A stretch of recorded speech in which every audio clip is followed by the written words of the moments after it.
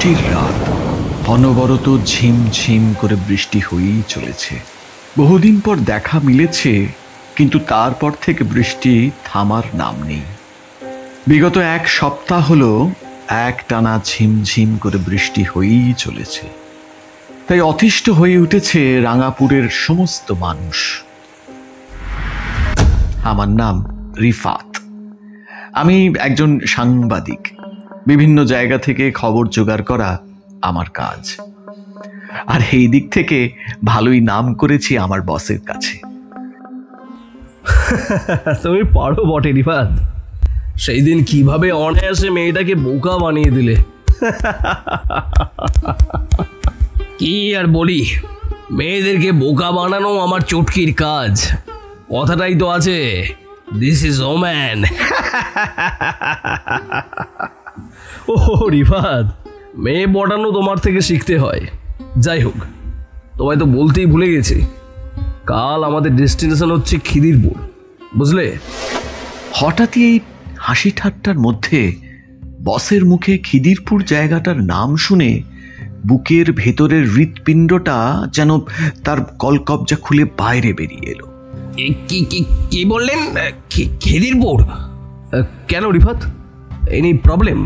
Actually ওইখানে একটা বাড়ির সন্ধান পাওয়া গেছে। বাড়িটার নাম হচ্ছে স্বপ্ন নিলয়।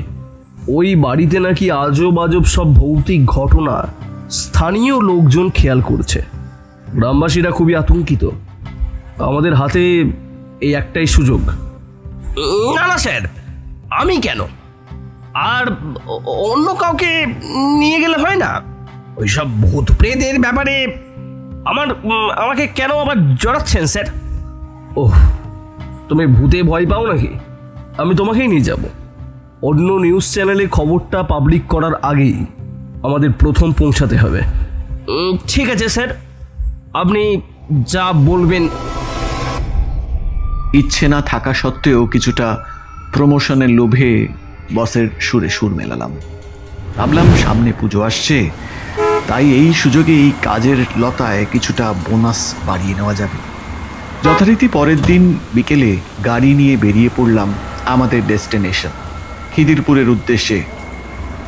প্রত্যেক দিন কিন্তু ঝিমঝিম করে বৃষ্টি ছড়েই চলেছে। ভালো লাগে না আবার সেই খিদিরপুর গেলে কোনো প্রবলেমে পড়বো না তো? না না না না না, ওইসব ঘটনা তো ঘটে গেছে 5 বছর আগে। কিছু হলে এতদিন হয়ে যেত। আমি বেকার চিন্তা করছি স্যার।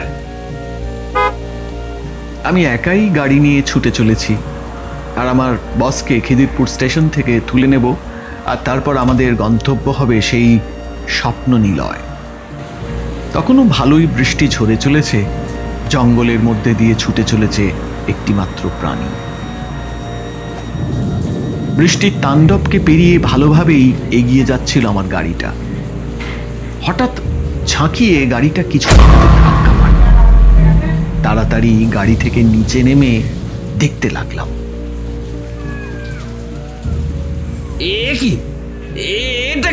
এটা কি করে সম্ভব?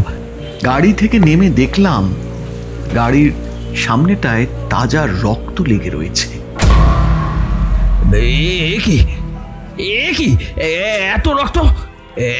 এত রক্ত এলো কোথা থেকে?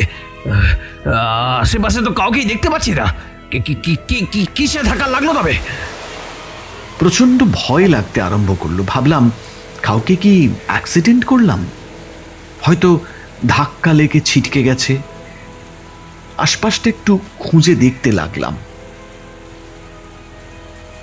চারিদিক অন্ধকার, ভালোভাবে কিছুই দেখতে পাচ্ছি না। তেমন কিছুই দেখতে পেলামও না।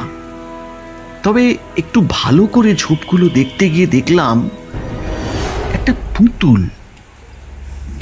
এই পুতুল আমি এর আগে দেখেছি, কিন্তু কোথায় দেখেছি? কোথায়? আমার সাথে এই সমস্ত ঘটনাগুলো ঘটছিল দুপাশে জঙ্গল, আর মাঝখানের একটি নিস্তব্ধ রাস্তার ঠিক মাঝখানে। অন্য কিছুর আশঙ্কা করে বেশিক্ষণ সেখানে আর দাঁড়ালাম না আমি। অন্ধকার যেন আমায় গিলতে আসছিল। দূরে তো কাউকে দেখতে পেলাম না। আর এই পুতুলটা এখানে কি করে এলো? না না না না না, কার না কার জিনিস ফেলে দিই। আমি হাতের পুতুলটিকে দূরে ছুঁড়ে ফেলে দিলাম আর কাউকে দেখতে না পেয়ে গাড়ির দিকে এগিয়ে গেলাম। গাড়ির কাছে এগিয়ে যেতেই এটা কি করে সম্ভব? গাড়ির সামনে একটু আগেই যে দেখলাম তাজা রক্ত লেগে আছে, হঠাৎই সেই রক্ত কোথায় চলে গেল? না না না না না, এইখানে আর এক মুহূর্ত নয়, এক মুহূর্ত নয়। এই সব দৃশ্য দেখে আমার সারা শরীর কাঁপতে শুরু করলো। এই ঘন জঙ্গলে আমি একমাত্র প্রাণী, তাই দেরি না করে গাড়িতে উঠে গাড়ি স্টার্ট দিয়ে রওনা দিলাম।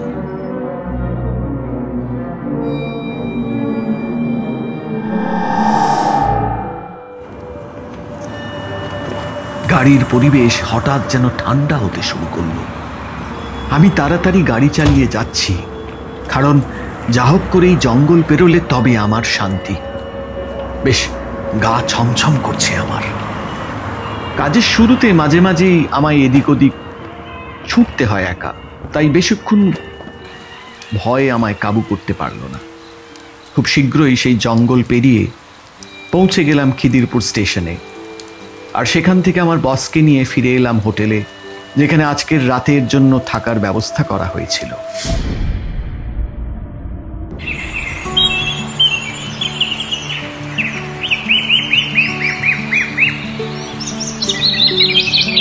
সারাটা দিন আমি আর বস ঘুরে ঘুরে গ্রামের চারপাশ থেকে খবর জোগাড় করতে লাগলাম, আর এইভাবেই সারাটা দিন কেটে গেল। রিফাত, আজ ওইখানে পৌঁছাতে পৌঁছাতে আই থিঙ্ক অনেকটাই বেলা হয়ে যাবে। তারপর আর শুটিং করা আজ আর পসিবল হবে না, কি বলো? এই রিফাত, কি হলো তোমার? হ্যাঁ হ্যাঁ, বলুন বলুন বলুন, কি হয়েছে? কি হয়েছে তোমার? কিছু না স্যার, ওই রাস্তাটা মনে করে করে যেতে হচ্ছে তো, তাই আর কি। তুমি এসেছিলে এই রাস্তায়? হ্যাঁ এসেছিলাম তো, এক রাত্রিবেলা বন্ধুদের সাথে। বাহ, তাহলে তো ভালোই হলো। তাহলে একটা হোটেল দেখে দাঁড়াও তো দেখি, সকাল থেকে তো কিছুই খাওয়া হয়নি। ঠিক আছে। বিকেল গড়িয়ে সন্ধে হব হব, আমি আর আমার বস তখনও গাড়ি করে ছুটে চলেছি সেই স্বপ্ন নিলয় অদ্ভুতুরে বাড়িটির দিকে। আমি একটি ছোট হোটেল দেখে গাড়িটা থামালাম। কাল রাতে যে অত বৃষ্টি হলো আজ দেখে বোঝাই যাচ্ছে না। প্যাচ প্যাচে গরম, বিশ্রী একটা ওয়েদার।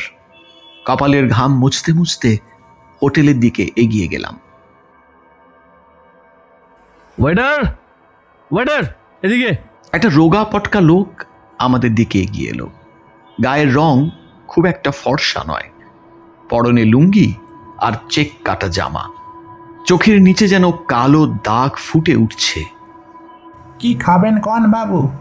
কি কি আছে মেনুতে? যা খাবেন তাই পাইবেন, মাছ, ডাল, ভাত, মুরগির কষা। আচ্ছা বেশ, 2 প্লেট চিকেন আর ভাত দিন। আমি চুপ করেই বসেছিলাম, কিন্তু খেয়াল করলাম ওই লোকটি যেন আমার দিকে কেমনভাবে তাকিয়ে রয়েছে আর হাসছে। আমি তাকে পাত্তা দিলাম না, কিরকম যেন উগ্র একটা চাহনি। যথারীতি কিছুক্ষণের মধ্যে খাবার নিয়ে হাজির হলো সেই লোকটি। খাবার দেওয়ার পর লোকটি আমার কানে কানে ফিস ফিস করে বলল, খাইয়া দেখুন, আপনার বাটিতে একটা বিশাল মশলা দিয়েছি। বাহ, তোমার হাতে তো জাদু আছে, দারুণ হয়েছে মাংসটা।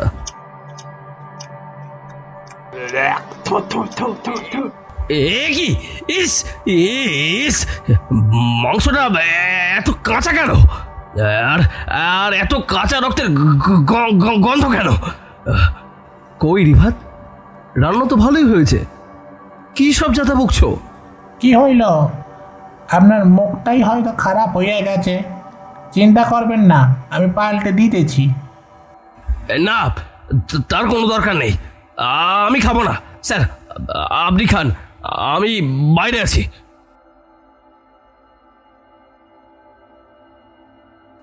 মুডটাই নষ্ট করে দিল। বিরক্তিকর, যত জ্বালা যেন আমার। এবার খুঁজে বার করো সেই বাড়িটা কোথায়। হ্যাঁ, বসটা একেবারে মাথা মোটা। হ্যাঁ, ঠিক রাস্তায় যাচ্ছি কিনা সেটাও তো বুঝতে পারছি না। কাল থেকে আমার সাথে যা কিছু ঘটে চলেছে সেই সব ভেবে খানিকটা ভয় লাগতে শুরু করেছে। মনে হলো খেতে বসে মাংসটা সত্যি কাঁচা, আর কাঁচা রক্তের গন্ধ ছাড়ছিল। এসব নানান কথা ভাবছি, ঠিক এমন সময় দেখলাম আমার পাশ দিয়ে একটি বউ হেঁটে চলে গেল, মাথায় এক হাত ঘোমটা। খাওয়া দাওয়া করে আমার বস চলে আসে। আর কিছু জিজ্ঞেস করতে যাব, দেখলাম সেই মহিলাটি হন হন করে চলে গেলেন। আর কথা না বাড়িয়ে গাড়ি ব্যাক করলাম। সারাদিনের শেষে শেষমেশ একটি বাড়ির সামনে এসে পৌঁছালাম। বাড়ির সামনে ঝোলানো রয়েছে একটি ভাঙা টেমপ্লেট, তাতে লেখা আছে স্বপ্ন নিলয়। চলো চলো চলো, আমাদের দেরি হয়ে যাচ্ছে, চলো। ও, অবশেষে এসে পৌঁছালাম। চলো রিফাত, ভেতরে চলো, রাতের কিছু ক্লিপস নেওয়া যাবে। বস, এই সন্ধেবেলা ভেতরে যাওয়াটা কি খুব দরকার? চলুন না, আজকে রাতটা আশেপাশে কোথাও একটা কাটিয়ে দিই। কালকে না হয় খোঁজ খবর নিয়ে ভেতরে যাওয়া যাবে। কি বলেন? না না না না না না না না, এই ভয়ঙ্কর ভূতের বাড়িতে যদি একটা রাতও থাকতে পারি তবে তো আমরাও ভাইরাল হয়ে যাব। হ্যাঁ, কি বলো? বস যেন পাগলের মতন করছেন ঘরের ভেতরে প্রবেশ করার জন্য, কিন্তু আমি কিছুতেই সাহসে কুলোতে পারছিলাম না। যাই হোক, ঘরে প্রবেশ করতে যাব ঠিক এমন সময় দেখলাম একটা রিক্সাওয়ালা আমাদের দিকে এগিয়ে এলো। কে করেন কে বাবু? আপনাদের কি পানের মায়া নাই নাকি? হ্যাঁ, এই রাতের বেলায় এই ভূত বাংলায় কি করতে যাচ্ছেন? হ্যাঁ, আপনি কে আর আমাদেরকে বাধা দিচ্ছেন কেন? হ্যাঁ, আমি এই গ্রামেতেই থাকি। আর আপনারা কারা বটে? হ্যাঁ, রাতের বেলা চুপি চুপি এই বাংলাতে ঢুকছেন? হ্যাঁ, আমরা সাংবাদিক। এই ভূত বাংলা সম্বন্ধে অনেক কিছু খবর শুনেছি, তাই তারই ভিডিও শুটিং করতে এসেছি। তা ঠিক আছে বাবু, কিন্তু যা করার দিনের বেলা করবেন, রাতের বেলা তাদের অত্যাচার বেড়ে যায়। এটা তো বিশাল ব্যাপার। ভূতের খবর জানতে এসে ভূতের ভিডিও শুট করব, এর থেকে ভালো আর কিছু হতেই পারে না। আচ্ছা ঠিক আছে, আপনি আপনার কাজ করুন, আমাদের কাজ করতে দিন। হ্যাঁ, আসুন। সেই রিক্সাওয়ালার কথায় কান না দিয়ে আমি আর বস বাড়ির ভেতরে চলে গেলাম। বাইরে যত না অন্ধকার, তার ডাবল অন্ধকার এই ঘরে। সামনের দরজাটা সশব্দে খুলে ঘরে ঢুকলাম।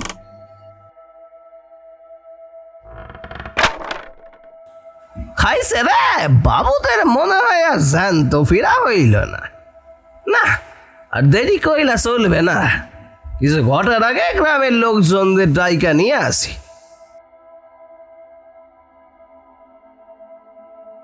কালো মেঘের মতন অন্ধকার। ফোনের ফ্ল্যাশ লাইট জ্বালিয়ে আরেকটা দরজা চোখে পড়ল। দুজনে এক পা করে এগিয়ে গেলাম। সামনে আসতেই বস দরজাটা জোরে ধাক্কা মেরে খুলতেই পচা ব্যবসা গন্ধের সাথে এক ভয়ঙ্কর জিনিস চোখে পড়ল আমাদের। এটা কি ডেড বডি? ডেড বডি তো না? ভয়েতে আমার সারা শরীর ঠক ঠক করে কাঁপতে শুরু করলো। আমরা পেছন ফিরে যেই না পালিয়ে আসবো ঠিক করলাম, তখনই দরজাটা সশব্দে বন্ধ হয়ে গেল। সেই লাশ তার রূপ ধারণ করে গর্জন করে তেড়ে এলো আমাদের দিকে। পালিয়ে যাবি কোথায়? আজ 5 বছর পর তোকে বাঘে পেয়েছে, খুন করে পালিয়ে যাচ্ছিস। ঘরের দরজা দিয়ে সেই সাদা শাড়ি পরা মহিলা আর তার সেই ছোট্ট মেয়েকে নিয়ে প্রবেশ করল। আর সেই মেয়েটির হাতে আছে সেই কালকের পুতুলটা। বাঁচবার আর কোনো উপায় নেই। লাশগুলোর শরীর দিয়ে রক্ত ঝরছে, চারিদিক ক্ষতবিক্ষত, আর সেই লাশ 2 হাত বাড়িয়ে আমাদের দিকে এগিয়ে আসছে। এসব কি কি কি কি কি হচ্ছে আমাদের সাথে? আমাকে ছেড়ে দাও, আমাকে ছেড়ে দাও। তোমরা তোমরা কারা? আমার আমার মরণ চাও কেন তোমরা? কেন?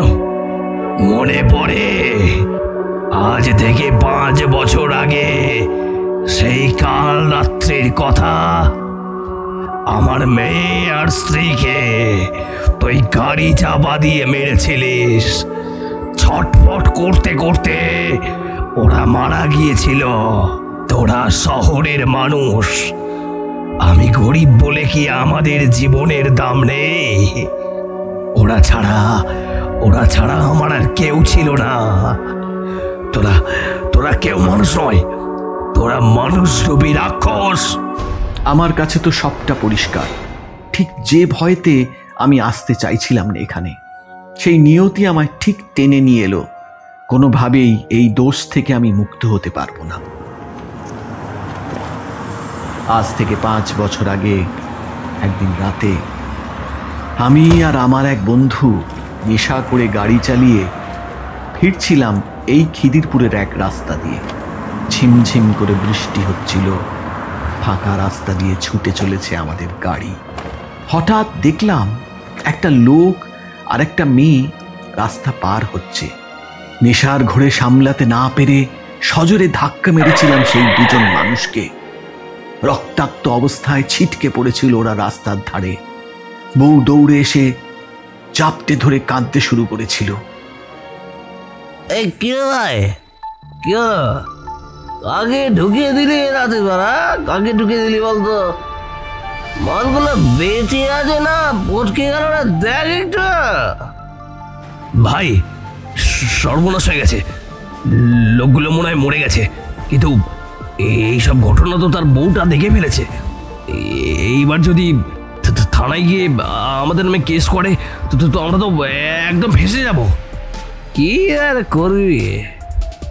বউটাকেও মেরে দে, না থাকবে প্রমাণ আর না থাকবে কেস করার মতো কেউ।